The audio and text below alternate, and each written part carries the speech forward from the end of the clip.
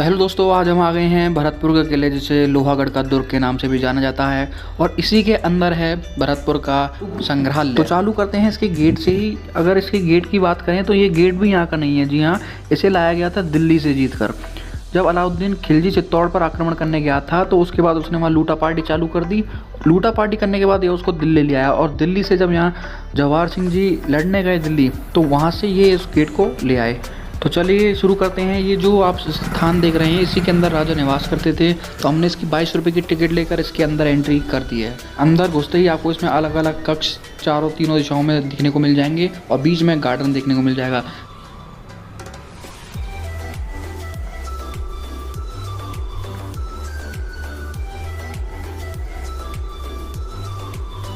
तो बाएं हाथ की तरफ मूर्ति कला संग्रहालय देखने को मिल जाएगा, जहाँ पर आपको बहुत सारी खंडित मूर्तियाँ देखने को मिलेंगी, और एक बहुत बड़ी कढ़ाई जिसमें शायद सैनिकों का खाना बनाया जाता था।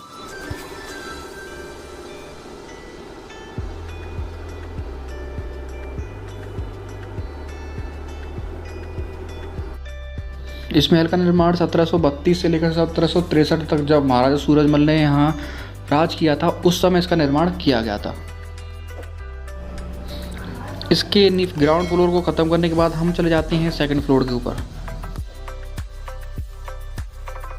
ये छत से ऊपर का महल कुछ इस प्रकार दिखाई देता है कि तीनों साइड इमारतें हैं, और बीच में चार बाग पद्धति के अनुसार यहाँ गार्डन बना हुआ है। वही एंट्री जैसे मैंने करी तो दोबारा म्यूज़ियम के अंदर, तो वहाँ से एंट्री होती है दोबारा। वहाँ मुझसे कहा गया कि आप जब जाओ तो फीडबैक दे के जाना, आपको कैसा लगा। इससे पूछ जाएगी पे कैसा फीडबैक रहा तुम्हारा। तो इन जो सामने आपको तलवारें दिख रही हैं, इनका जो यूज़ होता था नॉर्मली युद्ध में हुआ था, छोटी तलवार, बड़ी तलवार, खुरचे, कूपी, सब्जी काटने के सामान आदि सभी प्रकार आपको यहाँ पे मिल जाएंगे।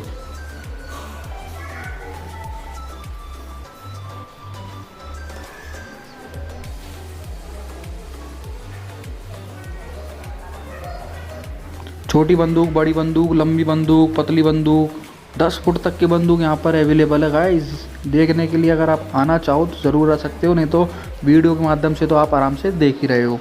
ओके, ये जो बंदूक है भाई साहब, मतलब तुम यहाँ से चलाओगे और दुश्मन की छाती पे जाके लगेगी, इतनी लंबाई है।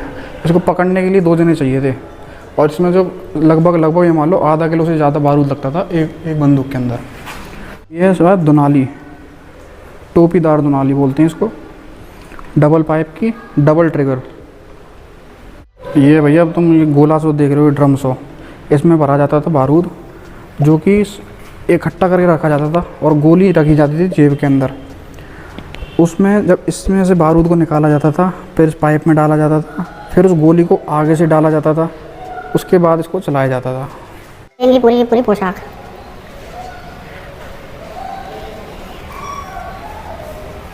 क्या बोलते रिपब्लिक, क्या चालू है? ये जो आपको दिख रहा है पीछे ये वाला, ये पंखा है। ये लग रहा था अपने डी वाले महल के अंदर भी लग रहा था। इसको साइड में खड़े होके जो दास होते थे उनसे रस्सी से खींचा जाता था, उससे फिर ये लहरता था पूरा, इधर से उधर तक पूरा का पूरा वहाँ से लहरता था। और सारी प्रकार की आपको यहाँ चित्रकला देखने को मिल जाएंगी, गणेश जी की, जगन्नाथ जी की, शिकार के दृश्य, और भी बहुत सारे दृश्य यहाँ पूरे देखने को मिलेंगे। उसके बाद आती है इस गेट की बारी। आप देख सकते हो कि गेट पर भी चित्रकला यहाँ बहुत अच्छे ढंग से की गई है।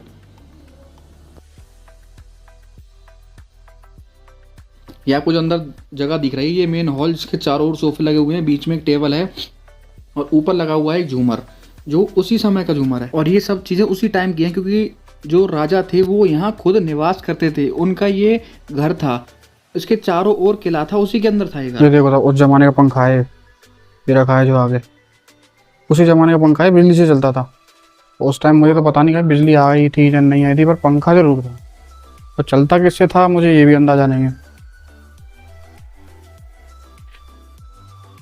फिर आती है बारी उस टाइम के सिक्कों की। यहाँ बहुत सारे सिक्के थे जिन पर अंग्रेजी मोहर भी लगी हुई थी। और फिर उसके बाद आता है कि जो उस टाइम का जो नाप तोल का जरिया था, वो जैसे ये जो तराजू दिख रहा है, और उसके साथ में वेट दिए हुए हैं। पंखा तो लगा रखे बड़े बड़े, इतने बड़े पंखा, चल एक भी ना रहो। गर्मी ऐसी बहुत तेज लग रही है भयंकर। ये देखो शो पीस जो हमारे यहाँ के मेले में मिल जाते हैं, रथ गाड़ी और भी बहुत सारी चीज़। और इसके जब आप ऊपर ही ऊपर आओगे, सबसे ऊपर वाले फ्लोर पर आओगे, तो आपको मिलेगी 84 खंभों की छतरी, जिसे बनवाया था महाराजा जवाहर सिंह। और इसके सामने आपको मोती महल भी दिखाई देगा। अब आपको जहाँ से जो ऊपर से जो दृश्य दिखाई दे रहा है ना, 4 बाग और बीच में फुव्वारे, ये मुगल पद्धति है। और बीच में फुव्वारे थे, सारी मुगलों की देन है, और जो फिर राजपूतों ने ग्रहण करी। अब ये जो आप जगह जो देख रहे हैं, ये है स्नानघर। जी हाँ, ये कोई रानियों के रहने की जगह नहीं है, ये एक वृहद स्नानघर है। मुगल कालीन समय में ही ऐसे बंद स्नानघरों का निर्माण होने लगा था। जब भारतीय राजा रहते थे तो उस समय भी हड़प्पा काल के और मुगल काल के स्नानघर हुआ करते थे। लेकिन जब भारत में मुगल कालीन सत्ता का समावेशन हुआ तो सीकरी में, फतेहपुर में, आगरा में ऐसे बंद स्नानघर स्थापित हुए।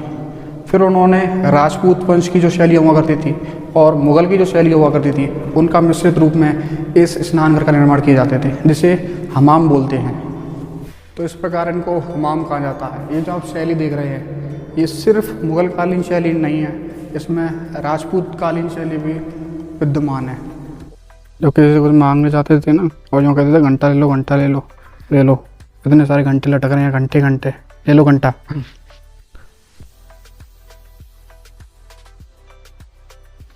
और अब मैं जिस स्थान पर खड़ा हूँ वो है दरबार का इलाका। यहाँ जो महाराजा सूरजमल थे वो यहाँ दरबार लगाया करते थे, और सामने आपको उनकी जो गद्दी है जहाँ वो बैठा करते हैं, आपको सामने वो गद्दी दिखाई दे रही है। और सबसे अंत में यहाँ पार्श्वनाथ जी की मूर्ति रखी थी, जो जैन के 23वें तीर्थकर थे, उनकी यहाँ खंडित मूर्ति रखी हुई थी।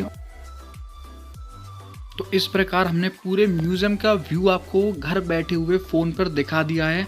अगर आप यहाँ आना चाहते हैं तो अच्छी बात है, आपको ऐसी चीज़ों की नॉलेज होगी और आपको पता चलेगा कि पुरानी समय की चीज़ें कैसी थी, उनका स्वरूप कैसा था, और मिश्रित जो कलाकृतियाँ थी वो कैसी होती हैं, उनके बारे में आपको पहचान मिलेगी। तो चलते हैं, आपसे जल्दी मिलेंगे अगली वीडियो में। वीडियो को लाइक करें, कमेंट करें और चैनल को सब्सक्राइब किए बिना बिल्कुल मत जाइएगा। Okay, ta-ta, bye bye.